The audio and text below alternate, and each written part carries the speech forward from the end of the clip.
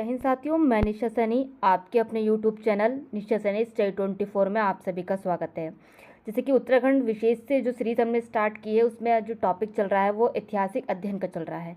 यानी उत्तराखंड राज्य का जो भी इतिहास में योगदान रहा है उससे संबंधित जो भी तथ्य हैं वो आपको शॉर्ट नोट्स के रूप में वन लाइन फैक्ट्स के जरिए आपको प्रोवाइड किए जा रहे हैं ताकि आप अपना जल्द से जल्द रिविज़न कर सकें एग्ज़ाम्स के आने से पहले। इससे पहले हमने प्रागैतिहासिक काल पर चर्चा कर चुके हैं। आज हम चर्चा करते हैं अध ऐतिहासिक काल पर। इसी तरीके से हम आगे चर्चा करेंगे प्राचीन काल पर, फिर आधुनिक काल पर, और भी टॉपिक्स इतिहास से संबंधित हैं।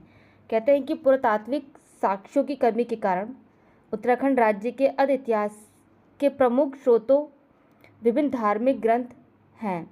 इसी कारण इस काल को पौराणिक काल भी कहा जाता है। जो कि इतिहास के जो भी तथ्य मिलते हैं वे ग्रंथों से संबंधित होते हैं, यानी ग्रंथों में ही आपको देखने को मिलते हैं जो भी उत्तराखंड राज्य के हैं।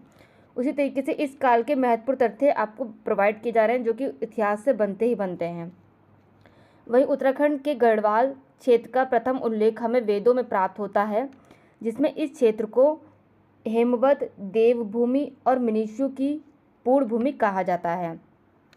वहीं वेदों के अलावा गढ़वाल क्षेत्र का उल्लेख ब्राह्मण ग्रंथों, पुराणों, रामायण तथा महाभारत आदि धार्मिक ग्रंथों में भी प्राप्त होता है। इन ग्रंथों में इस क्षेत्र को पूर्ण भूमि, ऋषिभूमि तथा पवित्र क्षेत्र कहा गया है।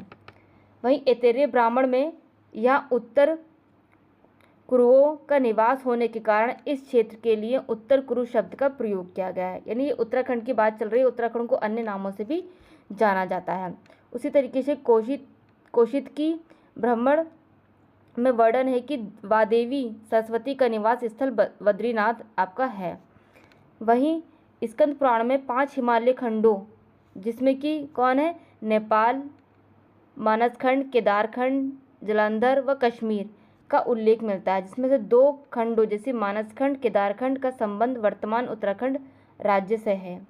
वहीं स्कंद पुराण में माया क्षेत्र, जिसको हरिद्वार से श्वेत पर्वत हिमालय तक के विस्तृत क्षेत्र को केदारखंड यानी गढ़वाल क्षेत्र तथा नंद पर्वत से टॉन्स व कालागिरी तक के क्षेत्र को मानसखंड यानी वर्तमान में जो कुमाऊं क्षेत्र है कहा जा गया है। वहीं वांधड़ का नंद पर्वत इन दोनों खंडों की विभाजन रेखा पर स्थित है। उसी तरीके से हम आगे चर्चा करते हैं कि पुराणों में मानसखंड और केदारखंड के संयुक्त क्षेत्र को उत्तरखंड, ब्रह्मपुर व खसदेश आदि नामों से संबोधित किया गया है। वहीं बौद्ध साहित्य के पाली भाषा वाले ग्रंथों में उत्तराखंड क्षेत्र के लिए हिमवत शब्द का प्रयोग किया जाता है। ये तो रहे आपके कुछ उत्तराखंड से संबंधित आपके तथ्य। अब चर्चा करते हैं हम गढ़वाल क्षेत्र की। गढ़वाल क्षेत्र में क्या है, किस तरीके से वो इतिहास में भूमिका निभाता है। गढ़वाल क्षेत्र वैदिक काल में इस क्षेत्र को हमवत, महाभारत में उत्तर कुरु व पुराण काल में केदारखंड कहा जाता है। यानी जबकि पुराणोत्तर काल में इस क्षेत्र को केदार मंडल, बद्रिका क्षेत्र, तपोभूमि व किरात मंडल आदि नामों से भी जाना जाता है। वही कालांतर में इस क्षेत्र के 52 गड्ढों यानी पहाड़ी किलों को पवार शासक अजयपाल द्वारा विजित कर लेने के बाद गढ़वाल का नाम प्रयुक्त होने लगा। यानी पहले तो गढ़वाल क्षेत्र किस तरीके से प्रयुक्त होने लगा कि जो शासक था पावर शासक अजयपाल द्वारा विजित कर लेने के बाद ही इसको गढ़वाल क्षेत्र के नाम से जाना जाने लगा। वहीं आगे देखते हैं कि किस तरीके से हम इतिहास पर इसमें चर्चा कर सकते हैं कि गड्ढों का निर्माण इस क्षेत्र की बहुत प्राचीन विशेषता रही है। गड्ढों का निर्माण जो गढ़वाल क्षेत्र की बहुत प्राचीन विशेषता रही है।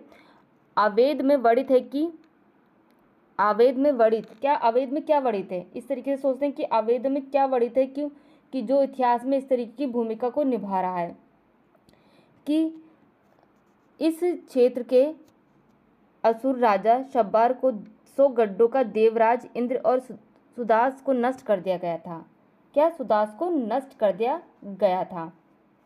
वहीं आपका कि ऋग्वेद के अनुसार प्रलय के बाद इस क्षेत्र में प्राणा ग्राम में सप्त ऋषियों ने अपने प्राणों की रक्षा की और यहीं से पुनः सृष्टि शश्मम हुई और मरीच, अंगारा, अत्रि, अगस्त्य, भृंग, वष्टि, मनु आदि वंशों की परंपरा शुरू हुई। यहाँ के अलकपुरी, कुबेर की राजधानी जिसको कहा जाता है, नामक स्थान को मनुष्यों के आदि पूर्वज मनु का निवास स्थल कहा जाता है। वहीं गढ़वाल क्षेत्र की अगली विशेषता क्या है कि ब्रह्मा के मानस, पूर्ण, दक्ष, मरीचिका, पुलस्त्य, पुलहा, ऋतु, अत्रि का निवास स्थल गढ़वाल ही है।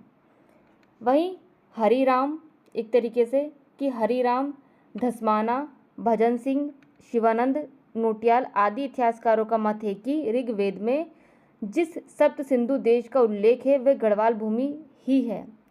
सप्त सिंधु को गढ़वाल भूमि के नाम से अब जाना जाता है। इस क्षेत्र के बद्रीनाथ के पास स्थित गणेश, नादर, मुचकुंद, व्यास, स्कंद आदि गुफाओं में ही वैदिक ग्रंथों की रचना की गई है। ऋग्वेद में वर्णित सरस्वती नदी का संबंध भी यहीं से है। वहीं टिहरी गढ़वाल की एक पट्टी हिमयण जिसको बोला जाता था में वसीन नामक पर्वत पर विशिष्ट गुफा, विशिष्ट कुंड एवं विशिष्टाश्रम है। ऐसा माना जाता है कि राम के वनवास चले जाने पर विशिष्ट मुनि और उनकी पत्नी अरुंधति ने यही निवास किया। कहाँ निवास किया? गढ़वाल क्षेत्र में एक तरीके से निवास किया।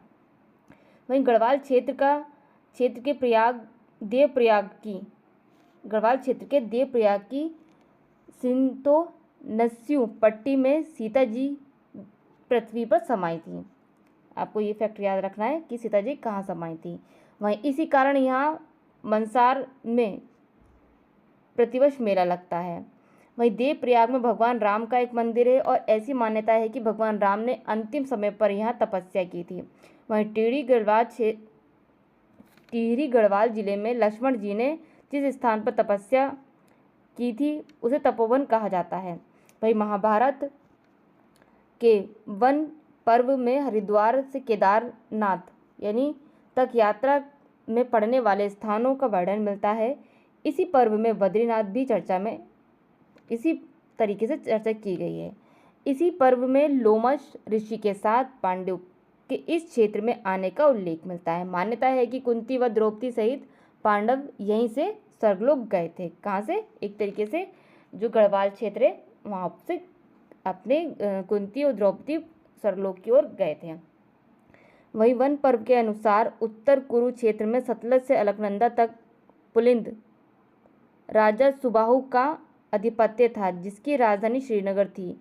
सुबाहु ने पांडवों की ओर से युद्ध में भाग लिया था। हरिद्वार क्षेत्र नागराज कौरव्य के अधीन तथा मंदाकिनी से उत्तर क्षेत्र वाण असुर के अधीन। वाण की राजधानी ज्योतिषपुर जोशीमठ है। वहीं आगे समझने का प्रयास करते हैं कि सबाहु के बाद राजा विराट का उल्लेख मिलता है गढ़वाल क्षेत्र में, वहीं जिसकी राजधानी जोनसार के पास विराटगढ़ी में थी। इसी की पुत्री से अभिमन्यु का विवाह हुआ था। सबाहु के बाद राजा विराट का उल्लेख मिलता है। राजा विराट की पुत्री के साथ ही अभिमन्यु का विवाह हुआ था। वहीं किस तरीके से जो आगे गढ़वाल क्षेत्र प्रसिद्ध रहा है कि महाभारत के अनुसार इस क्षेत्र में यानी गढ़वाल क्षेत्र में खरा, तंगड़ा, किम्पुरुष आदि जनजातियां भी निवास करती थीं।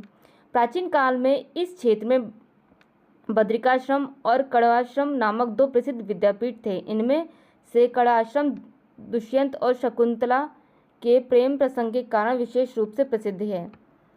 इसी आश्रम में चक्रवर्ती सम्राट भरत का जन्म हुआ था, जिनके नाम पर अपने देश का नाम भरत पड़ा है।